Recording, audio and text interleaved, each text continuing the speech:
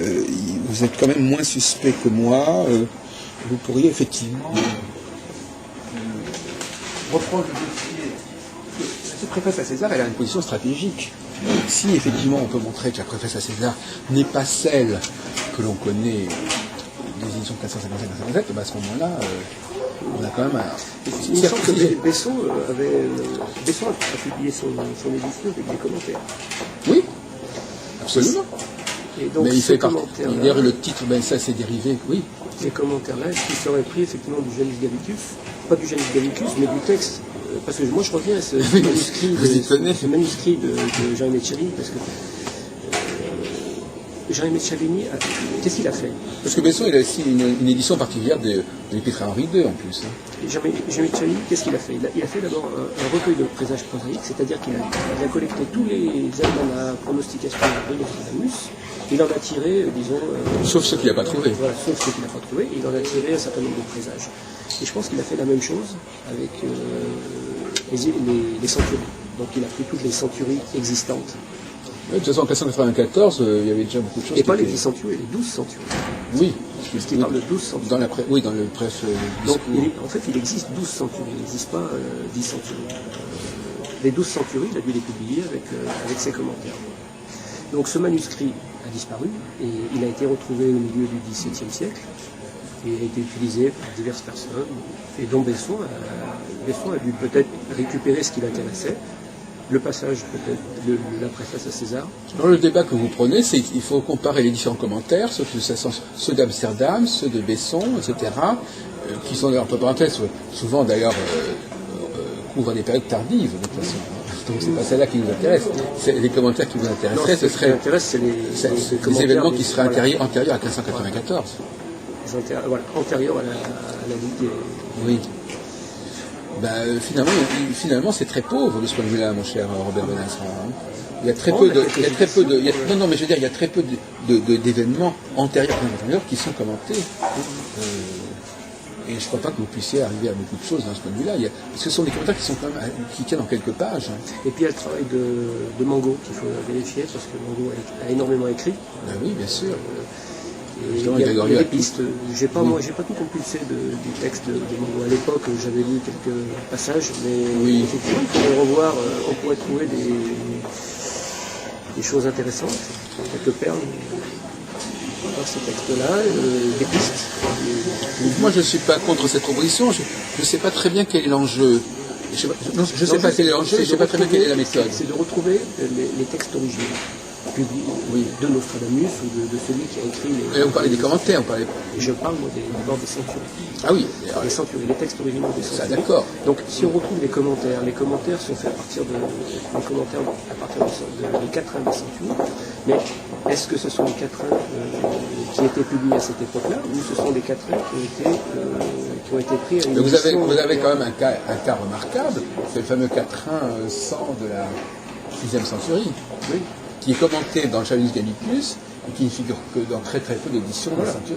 Alors, qui ne figure pas dans les éditions de Rigaud notamment, mais qui figure dans les éditions troyennes. Et c'est pas un quatrain, je pense pas. La fille de l'or, etc. Je pense pas que ce soit un quatrain qui a été inventé par Jean de Chavigny. Bon, donc déjà, comment se fait-il qu'en 1568, ce quatrain a disparu?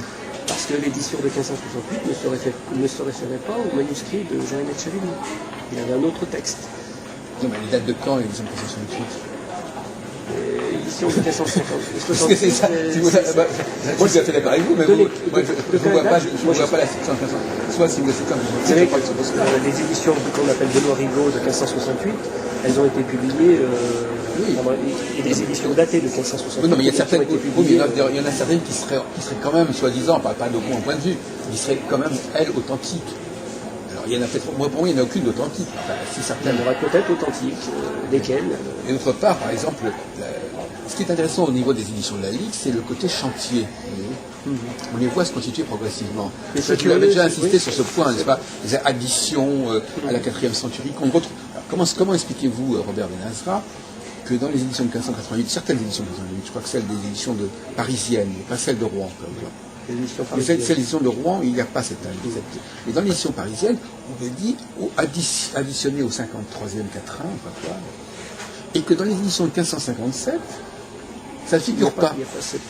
Et que c'est plus proche de l'édition rouennaise, justement, qui ne figure pas. Alors, vous n'avez quand même pas m'expliqué qu'on a rajouté, plus tardivement, ajouté...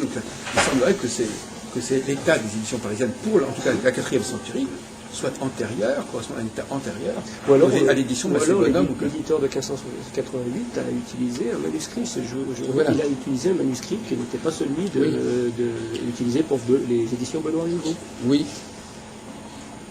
Mais alors, oui, et aussi qui n'était pas non plus utilisé dans l'édition d'Antoine Dureau de 1557. Qui n'est pas utilisé non plus pour l'édition Antoine Dureau. Qui comporte une centurie 4, pas pour Massé Bonhomme, mais pour Massé Bonhomme ça va encore, mais pour l'édition 1557, eh bien, elle ne comporte ni l'une ni l'autre addition. Donc, à mon avis, moi, ma thèse, c'est l'inverse, et d'ailleurs, je reparle de l'édition de 1590, en vert non plus. Donc, moi, je dis que toutes les éditions qui ne comportent pas la mention d'une édition, d'une addition, sont tardives.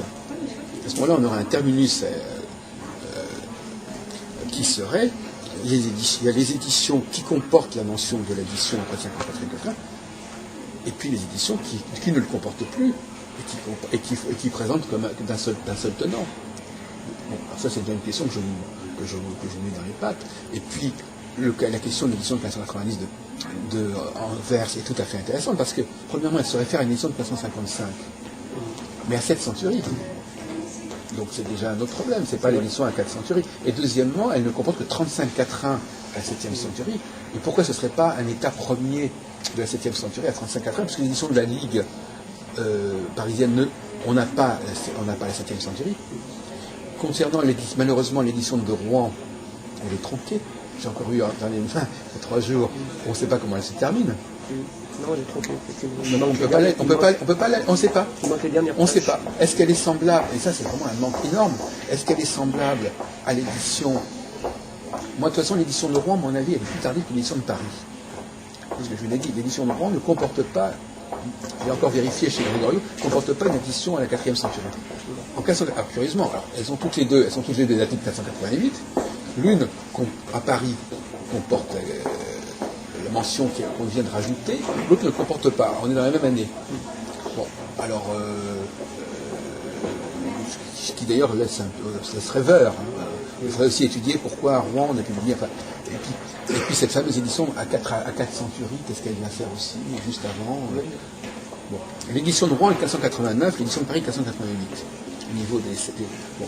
Est-ce que l'édition de 15... Alors, de toute façon, l'édition de 1589 de Rouen, qui est tronquée, elle est déjà améliorée par rapport à l'édition de 1588, puisqu'on a vu pour la 4e centurie. Elle est peut-être la première, elle est peut-être très proche de l'édition. Moi, à mon avis, la thèse la plus probable, c'est qu'elle est très proche de l'édition d'Anvers. C'est-à-dire qu'elle devait comporter que 35 quatrains à la 7e centurie, et non pas 30, et non pas 40. C'est la probabilité, puisque en 1590, on publie une édition à 35 quatrains. Pourquoi ne serait-elle pas la même édition, la même présentation que l'édition de 1588 de 489 de Rouen, parue un an plus tôt? C'est la probabilité la plus récente. Pourquoi voudriez-vous qu'entre 1589 on soit passé à 40 quatrains ou à 42 quatrains et qu'en 1590 on soit revenu à 35 quatrains? Il y a aussi une question qu'on peut se poser à ce niveau-là. Et puis aussi la question de pourquoi est-ce qu'ils n'ont pas le même titre? C'est intéressant.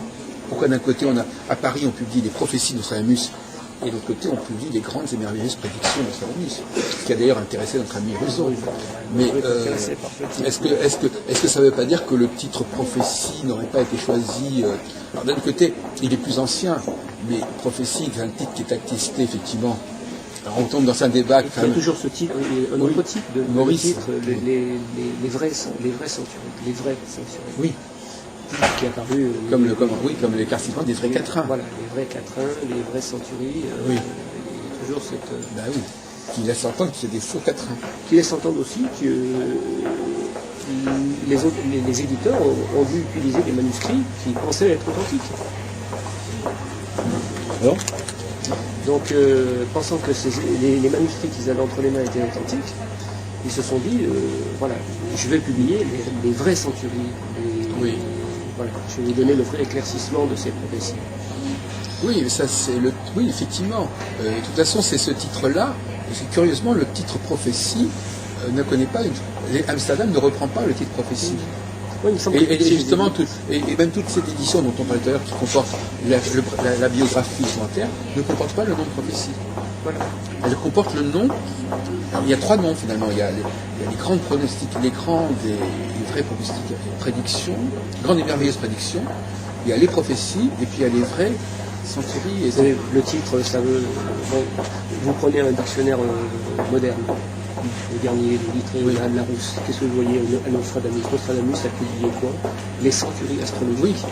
Centuries astrologiques, ah bon, d'accord. Oui, voilà. Donc il donne un titre qui ne correspond à rien du tout, qui est jamais été publié, qu'on ne connaît pas du tout. Donc, et vous regardez n'importe quel, que ce soit le Larousse ou le Littré, Nostradamus, auteur des centuries astrologiques. Et centuries astrologiques en italique. Alors pour terminer, puisque vous êtes assez pressé, pouvez-vous nous parler de vos autres travaux le cahier de la Kabbale, etc. Non, là j'ai terminé. Non, mais je ne parle pas de ce que vous êtes en train de faire, de votre itinéraire sur ce point-là. Qu'est-ce que vous avez voulu faire J'ai voulu mettre à la portée du plus grand nombre une doctrine qui était la doctrine mystique de la Kabbale. D'accord. Et de quelle façon vous avez procédé alors J'ai voulu commencer par le début, c'est-à-dire en expliquant ce qu'était la Kabbale. La Kabbale et le judaïsme, et non pas la Kabbale telle qu'on le voit aujourd'hui, on le voyait à l'époque, où effectivement le côté mystique, mais qui n'était pas, qui ne correspondait pas à la réalité. La Kabbale, c'est en fait la retransmission d'une tradition. C'est le texte de la Torah qui a été transmis, mais le texte qui n'est pas le texte, disons, le sens simple du texte. Oui, c'est le Sod. C'est le Sod. Et donc, la Kabbalah représente effectivement l'aspect ésotérique du texte. Est-ce qu'il y a un rapport quelconque entre votre... Une question que je n'ai jamais posée, c'est pourquoi vous êtes intéressé à Nostradamus? Est-ce que c'est parce qu'il était juif? Comment est-ce qu'il est rentré dans votre champ de recherche, vous qui étiez justement marqué par la Kabbale? Est-ce qu'il y a un rapport quelconque? Non. Le fait que je me suis intéressé dans les années 70 à Nostradamus, pourquoi le premier livre que j'ai lu entre les mains, c'était le livre de von Brunn, mais pas le fils, le père. Oui, Max von Brunn. Et effectivement, ça m'avait interdit. Disons que j'ai été interdit.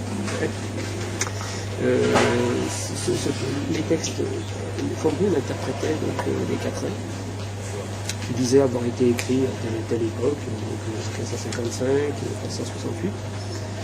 Et certains quatrains étaient très intéressants, comme le quatrain qui m'avait le plus intéressé, c'était celui qui traitait de... Aujourd'hui, je sais quelle est l'origine de ce quatrain, c'est celui qui traitait de Franco, Riviera, etc. Oui. Et qui, on sait aujourd'hui que ce sont des noms de lieux. Mais à l'époque, ça m'avait intéressé. Et donc, j'ai essayé de rechercher. Ce qui m'intéressait surtout, c'était de savoir est-ce que les textes... Vous avez d'ailleurs publié un truc sur la géographie, vous serez oui, quelques années après. Ce qui m'avait intéressé, c'est de savoir que ces textes, est-ce que ces textes ont bien été publiés au XVIe siècle? Parce que c'est bien joli de sortir des textes comme ça, mais est-ce que ces textes étaient... Donc il n'existait pas de bibliographie à l'époque. En fin de compte, vous disiez, mais finalement... ce qui s'est produit, c'est qu'en fin de compte, vous aviez un doute même sur savoir si les centuries dataient du XVIe siècle. J'avais un doute, je me disais, est-ce que c'est parce qu'il y avait des quatrains qui étaient... trop précis, oui. Et je me dis, ces textes... Notamment les Cisins. Ils ont été... Les Cisins, on sait qu'ils ont été... Certains sont même beaucoup trop précis. Et quand un texte est trop précis, c'est que... Vous ne pouviez pas mettre en question toutes les éditions. Vous ne les connaissiez peut-être pas toutes. Quand vous avez vu qu'il y a eu énormément d'éditions, quand même, notamment à la fin du XVIe siècle. Ah oui, les éditions à la fin du XVIe siècle, mais bon... Vous pensiez que c'était peut-être pas antérieur à 1580. Voilà. Donc vous avez été un peu la même position que la mienne. Et quand vous avez découvert, psychologiquement, je comprends très bien, quand vous avez découvert notamment... l'édition vous dites, ça y est, j'ai trouvé, alors que alors maintenant vous pouvez vous dire, peut-être que justement j'ai découvert un faux. À 2 mois d'intervalle, j'ai retrouvé les 2 seuls exemplaires qui existent aujourd'hui. 2 mois d'intervalle. Mais je comprends que ça puisse être que quand on est engagé comme cela. Alors effectivement, on a avec Chomara, donc quelques mois après, on a publié le facsimilé, mais on a publié savez, à la suite d'une découverte, on est sûr d'avoir découvert des textes. Puis, il y avait un bandeau. Un bandeau, oui, la première édition. Parce que cette édition-là, on en parlait. Oui. Et Barrest en parlait, effectivement. C'est-à-dire que vous avez dit, ça y est, on l'a trouvé, ça prouve qu'elle existe. Donc, voilà, mais après, il y a des emmerdeurs qui sont arrivés en disant, mais finalement, peut-être que c'est peut-être pas. Vous avez retrouvé un faux. Et peu de temps après, un an après, Vienne. On retrouve Vienne, l'édition de 1557, etc. Ah oui. Donc, mais à ce moment-là, vous n'êtes jamais dit, mais c'est peut-être des fausses éditions, antidatées. Et je me suis posé la question, à partir du moment où on a retrouvé la deuxième édition de 1557, qui était différente, et effectivement, là, je me suis posé des questions. À ce propos de ces différences, à mon avis, s'explique assez bien par la thèse du manuscrit. Parce que si effectivement il y a un manuscrit qui a circulé, il a pu être lu de diverses façons et imprimé de diverses façons. S'il y avait un imprimé au départ, un manuscrit, ça se prête à ça. Je voudrais vous poser une dernière question. Est-ce que vous ne regrettez pas, Michel, d'avoir numéroté les éditions des Centuries? Oui. C'est quand même un peu lourd quand même. À l'époque, c'était tentant de le faire, c'est tentant de le faire. Parce que mais je ne l'ai fait pas pour dire, j'ai numéroté les Centuries et les éditions, et voilà, la numéro 5, effectivement, ce sont les autres, ce sont ceux qui m'ont lu par la suite, qui ont pris voilà, la 55e édition. Mais ça ne voulait pas dire ça en fait. Moi, je ne voulais pas dire ça, absolument pas. Moi, il aurait fallu en plus. J'ai voulu référencer les éditions pour dire, oui. Voilà, en 400 ans, on a fait à peu près 200 éditions. Oui. Voilà, il y a eu 200 éditions. Mais finalement, c'est ça. C'est vrai que sur le moment. C'était pas pour dire, voilà, celle-ci, c'est la 50e édition. Au moins, là, voyez-vous, là, comme ça, vous faites une mise au point, voilà, pour les gens. C'est vrai que certains auteurs par la suite, ils ont dit la 57e édition, elle disait ceci. Mais non, c'était pas la 57e édition, c'était effectivement. J'aurais dû faire attention à ce moment-là, d'éviter ce genre de. Mais la noter quand même en tant que voilà, parce que c'est simplement une classification purement arbitraire. C'est tout à fait arbitraire. Jusqu'à l'époque, jusqu'en 90, j'avais référencé 167 éditions, 166. Et d'ailleurs, à ce point, quand Jean Serre avait fait la préface, il avait noté 164 éditions. Et au moment où on l'a publié, c'est-à-dire 2 mois ou 3 mois après, vous avez corrigé. J'ai corrigé, parce que c'était 167, mais aujourd'hui, il y en a peut-être 180, 190, je ne sais pas. Et alors, une dernière question. Je crois que vous avez continué un peu votre travail. Vous avez continué à. Qu'est-ce que vous ajouteriez aujourd'hui D'abord, est-ce que vous rédigeriez autrement votre travail? Est-ce que vous ajouteriez des choses? Pas tout à fait de la même manière, mais je reprendrai le principe, c'est-à-dire les textes. Je reprendrai tous les textes qui évoquent Nostradamus ou qui évoquent les quatrains. Mais ce qui correspond aujourd'hui, c'est pas 800 pages de texte. Aujourd'hui, ce serait 2000, 3000 pages. Oui. Donc, ah oui. Et alors l'expérience de Internet, ça vous a satisfait? L'espace Nostradamus? Ça m'a apporté. Ça m'a apporté un certain nombre ça m'a permis de mettre en liaison les différents auteurs qui se sont connus, qui ont travaillé peut-être ensemble. Et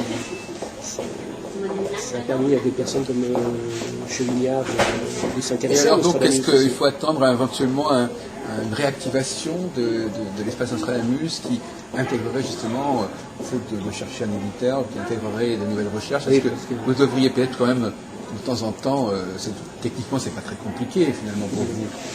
Vous pourriez quand même l'envisager après tout. Je vais l'envisager d'ici quelques temps. Là j'essaie de stabiliser une solution d'ailleurs qui serait, moi je le dis très franchement, une solution serait éventuellement d'y intégrer, vous savez ce que j'appelle les études nostradamiennes que j'ai publiées dans Grande Production. Si vous voulez un jour il peut y avoir au moins une soixantaine, vous pourriez aussi récupérer des choses qui existent. Les réintégrer, oui, effectivement, avoir tout un corpus qui traite de ces questions. Voilà, vous pourriez récupérer des choses qui sont là et qui ferait qu'il y aurait une continuité. Voilà. Parce que finalement, quand vous avez arrêté, moi j'ai publié les études nostradamiennes, donc on pourrait les réinjecter, on les renumérotant. Entre-temps, il y a eu Guinard qui s'est... Oui, mais justement, et à ce propos, vous avez eu le temps de supprimer le fameux article litigieux de M. Brunner. Je vais m'en occuper. Je regrette vivement qu'il ait retrouvé ce texte. Autrement, j'avais rendez-vous avec lui dans les jours qui viennent à Sarlat, parce que maintenant il est revenu à la maison de sa famille, il habitait à Aix-en-Provence, maintenant il habite à Sarlat. Mais il est très rempli, ce monsieur, non? Écoutez, il faudrait peut-être pas en parler devant les caméras, mais malgré toute ma bonne volonté, c'est vrai qu'il ne me pardonne pas. C'est vrai que j'avais mis un peu le paquet, l'article s'appelle L'antifond brûle, enfin je sais pas quoi. Et c'est vrai que c'est le problème d'Internet. Internet a deux problèmes inverses. D'un côté, il y a des choses qui ne disparaissent pas. De l'autre côté, il y a aussi des choses qui sont modifiées. Et alors on ne sait plus de quelle date ils sont. Et ça m'a toujours un truc qui m'a irrité énormément. C'est que les gens font des trucs et puis après, ils le modifient. Et puis, ni vu ni connu, on ne sait pas ce qui est. On ne sait pas, on n'a pas la date. C'est-à-dire qu'on modifie. Par exemple, Guinard, lorsqu'il fait ses textes, il modifie souvent ses textes. Et en fait, on a la dernière date, mais effectivement, on a la première et la dernière date. On ne sait pas à quel moment s'est produit la modification. C'est un irresponsable. C'est le problème d'Internet, c'est-à-dire qu'on a un texte qui n'est pas comme une revue. On publie un texte, on sait qu'il a été publié à telle date, donc on peut en discuter. Mais en revanche, sur Google, on vous ressort un texte que vous avez écrit il y a X temps et qui ne disparaîtra jamais. On a les deux problèmes inverses. Il y a des trucs quand on voudrait bien qu'on Google ne parle plus, et d'autres trucs on se dit mais d'où ça sort, quand est-ce que ça a été fait, etc. Écoutez, je vous remercie beaucoup.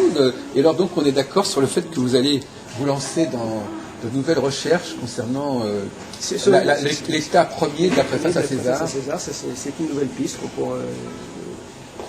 Et je crois qu'en effet, mais concernant les travaux de l'usurier, vous ne pensez pas quand même que ça a une certaine valeur, malgré tout? Vous croyez que c'est complètement fantaisiste quand il rapproche, quand il va dans un quatrain, il dit c'est la guerre de 100 ans, etc.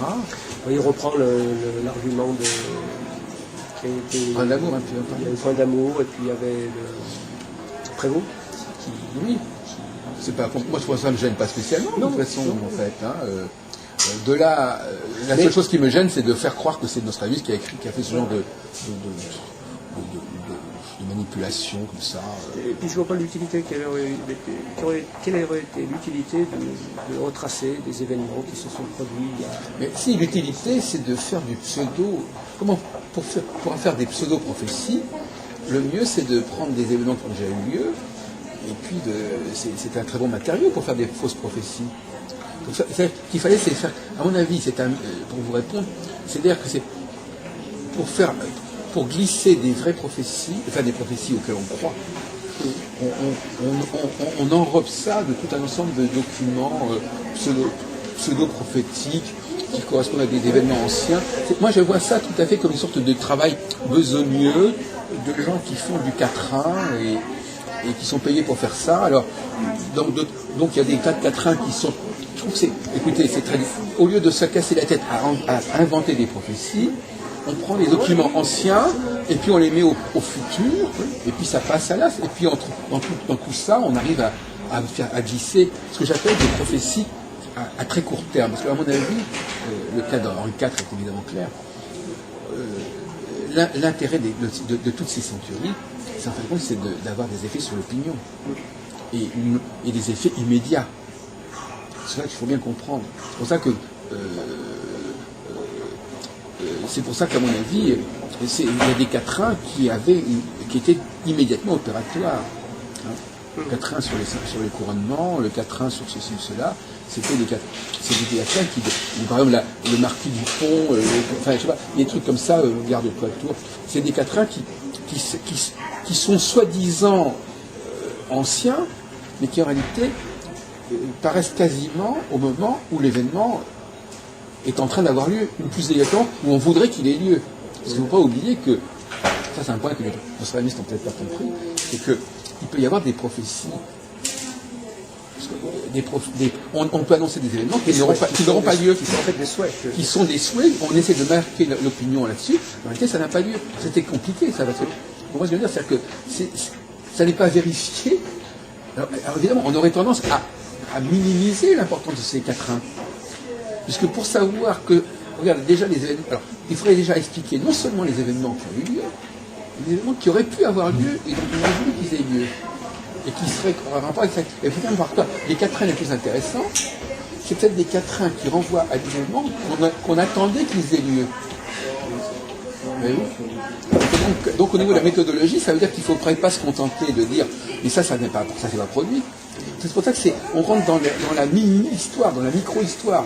C'est des intentions. Qu'est-ce qui se souvient aujourd'hui parmi les nostalmologues que dans les années 1993, on voulait réunir les États généraux pour élire un nouveau roi. Qu'est-ce qui connaît ça? Presque personne. Donc Von Brunn, son défaut, c'est d'avoir voulu expliquer les événements qu'on connaît comme ayant eu lieu. Parce qu'on est par le principe que Nostradamus est un peu prophétisé avec les événements qui ont eu lieu. Et qu'il ne peut pas avoir prophétisé des événements qui n'ont pas eu lieu. Et justement, il est possible que précisément la raison d'être de ces fameuses éditions scientifiques, c'était même pas d'annoncer des événements qui auront eu lieu ou qui finalement auront lieu, mais des événements qui devraient avoir lieu et dont on voudrait qu'ils aient lieu. Et on se sert de c'est ce qu'on appelle en anglais self-fulfilling prophecy, c'est-à-dire c'est l'effet d'annonce. Donc ça c'est aussi une piste intéressante qui nous oblige à étudier la trame la plus subtile de l'histoire, presque comme un journaliste étudierait les journaux du jour au lendemain. On est dans une sorte de littérature de presse, vous voyez ce que je veux dire? C'est-à-dire que c'est la presse de l'époque en fin de compte. On pourrait presque dire que les centuristes, c'est la presse de l'époque, avec les attaques des partis en présence, avec les calculs des partis en présence qui font pas ça. Vous voyez, et à ce moment-là, il ne faudrait pas s'intéresser qu'aux événements majeurs qui ont été annoncés, mais des événements qui peuvent très bien ne pas, et c'est là qu'il y a une espèce de contradiction, qui pourraient très bien ne pas avoir eu lieu, mais qui étaient déjà en préparation. Oui, cette espèce de frange très particulière de quelque chose qui était sur le moment, on croyait que ça pourrait avoir lieu, ou que ça devrait avoir lieu, mais après coup, tout ça, ça disparaît. C'est une sorte d'écume des événementiels une espèce de purgatoire événementiel, d'événements qu'on sollicite, qu'on espère, et qui finalement n'apparaissent même pas dans les livres d'histoire, et qui demandent, c'est comme la prophétie d'Orval, la fameuse prophétie d'Orval. Pour comprendre qu'en 1840, il faut comprendre qu'à cette époque-là, il y avait un complot royaliste qui était présent. Mais c'est des trucs qui sont complètement sortis des livres d'histoire. Parce que, comme on dit, les événements qui n'ont pas eu lieu, ben finalement, c'est les poubelles de l'histoire. Or, il est possible, et je termine là-dessus, il est possible que dans les centuries, il y ait de l'ordre il y a des poubelles. C'est-à-dire qu'il y a des événements poubelles, des événements qu'on a voulu générer et puis qui n'ont pas eu lieu. Ça, c'est encore une complication sur laquelle qui va laisser encore plus nos auditeurs perplexes. Très bien.